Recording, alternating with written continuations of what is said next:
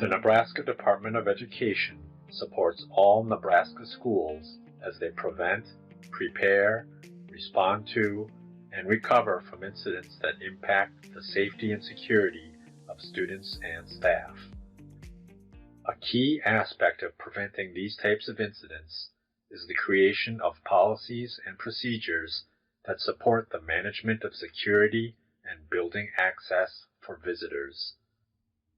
This video will provide school safety teams and school communities with information related to establishing visitor protocols.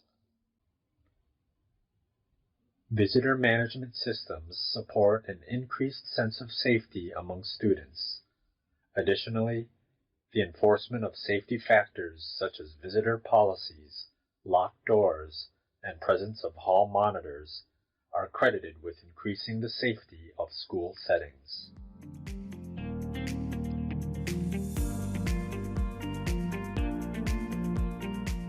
The Nebraska Safety and Security Standards provide guidance to Nebraska schools on prevention, preparedness, response, and recovery. Nebraska Safety and Security Standard 7 is specific to school policies and protocols for security and visitor management. This standard is divided into two subsections.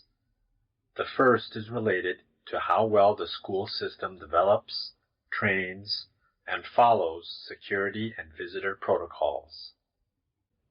The second subsection of Standard 7 is specific to the security and visitor protocols for specialized areas of the school, such as the gym, playground, football field, bus barn, kitchen, or swimming pool. Schools implementing best practices will ensure that all employees, substitutes, student teachers, volunteers, and students follow the developed visitor management protocols. The following are best practices related to the development of security and visitor policies. Number 1. Visitors should show proper identification and sign in when entering the school building. Number 2. It is also recommended that the office issue visitor badges and ask each visitor to display the badge throughout their visit. This allows members of the school community to identify individuals in the building without a visitor badge and notify the necessary staff to take action. Number 3.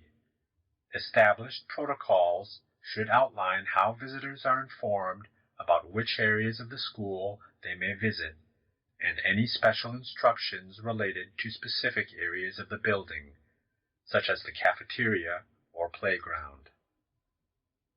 Number 4. Finally, a comprehensive visitor policy will also address how to stop individuals from visiting the school building if they are restricted or prohibited from doing so.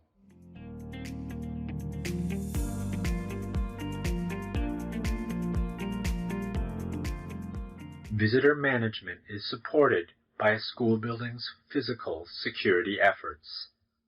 The most important strategy to point visitors to a single point of entry is signage that indicates which door to enter.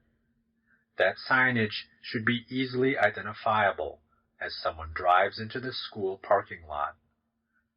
Also, designated visitors' parking should be marked and located in close proximity to the desired single point of entry, and highly visible signage indicating the correct point of entry.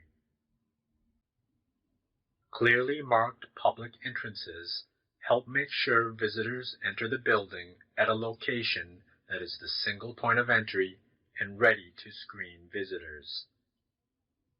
Once a visitor enters the school at the single point of entry, they should be stopped to check in. Visitors should show proper identification and sign in when entering the school building. This process may be managed by a school secretary, a school resource officer, or another member of the school staff. After identification is presented, the sign-in process will be guided by the type of sign-in system a school implements. There are many different ways to track visitors, from paper sign-in sheets to electronic visitor management systems. Paper-based sign-in sheets are cost-effective and require little training to implement. However, these systems depend on visitors to provide accurate information, are not confidential, as information is visible to other visitors, must be compiled manually, and do not allow for automatic security checks. Electronic visitor management systems are designed to streamline the visitor management process. Such systems scan a visitor's ID and create a log of the visitor's entrance to the building. These systems, typically used at a building level, can also be integrated at a district level, allowing for the creation of district-wide records of a visitor's entry and exit into all district school buildings. However, these systems are costly, which can be an obstacle to implementation. They also require stable internet connections and can sometimes misidentify individuals.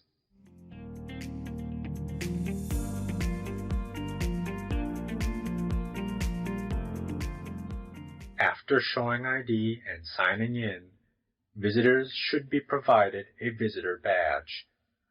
The Partner Alliance for Safer Schools, or PASS, recommends that all school visitors who are not staff or students be issued such a badge, including substitutes or student teachers. These badges should be color-coded by visitor type. For example, parent visitors may have red badges and volunteers may have blue badges. Furthermore, it is recommended that each badge include the following information. Number 1, the school's name. Number 2, the school's logo. Number 3, the word visitor or substitutes in large, bold font text. Number 4, the name of the visitor. Number 5, the date and time that the visitor badge expires. Number 6, the location or destination where the visitor is authorized to visit.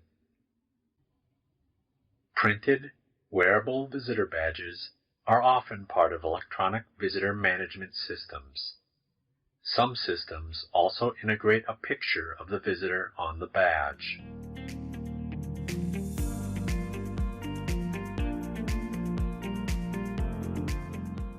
A school's visitor protocol must go beyond providing guidance on how visitors enter the building and include guidelines on visitor access once they are inside. Such procedures should outline how visitors get from the main office or other visitor check-in location to the area of the building they are visiting. This includes whether they are escorted, monitored in the hallways, have full or restricted access to different areas of the school building, and if they are permitted to interact with members of the school community. Visitor management also includes having delivery or outside service personnel sign in. For example, milk and food delivery, vending machine service, or outside maintenance people before they are permitted to enter the building. A system can be created whereas the regular delivery drivers can be vetted once at the beginning of the year rather than every day they enter the building. However, should there be a substitute delivery driver, they will need to be verified with their company before entering the building.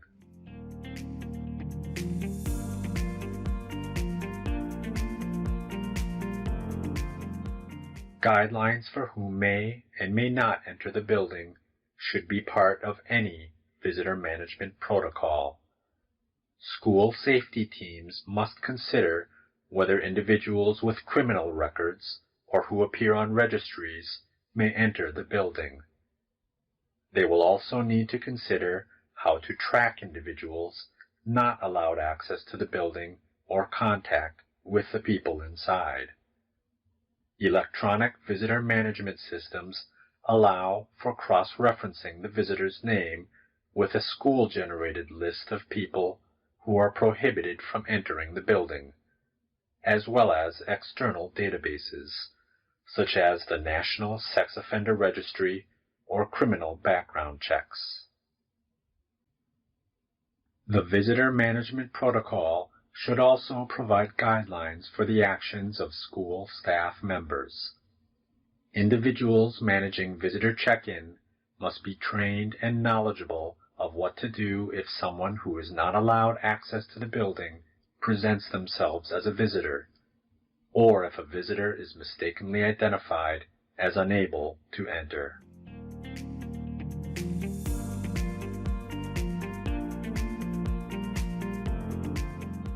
While Nebraska Safety and Security Standard 7 provides guidelines regarding visitor management, the best practices associated with the standard are specific to ensuring that employees, students, volunteers, and substitute and student teachers know and implement school policies related to visitors. This will require not only providing information to school stakeholders, but also teaching them so they are aware of all visitor protocols and how visitors are able to access the building. Good communication with staff and parents is an essential component to school safety and has been shown to increase awareness and change perceptions. Developing a school culture where all stakeholders see something and say something is key to supporting school safety. This type of culture has implications for visitor management. For example, when all school staff, students, and volunteers understand visitor protocols specific to where visitors enter the building, they are less likely to open other locked entrances for visitors. This helps to ensure that visitors use the appropriate entrance and can be screened. Such a culture also empowers school community members to monitor visitor badges and alert officials when an individual does not have a visitor badge displayed. Staff and students should be taught visitor protocols on a regular basis. For example, the importance of keeping outer doors secured and not letting anyone enter the building except through the main entrance. A school culture oriented to school safety engages all members of the school community, including parents, students, and staff, in establishing safety measures and ensuring safety practices are known, taught, and followed by everyone.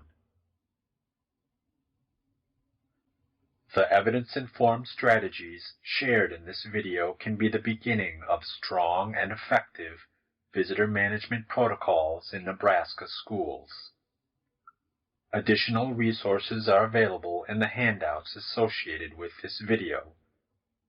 The Nebraska Safety and Security Standards Technical Assistance Guide and REMS Technical Assistance Center.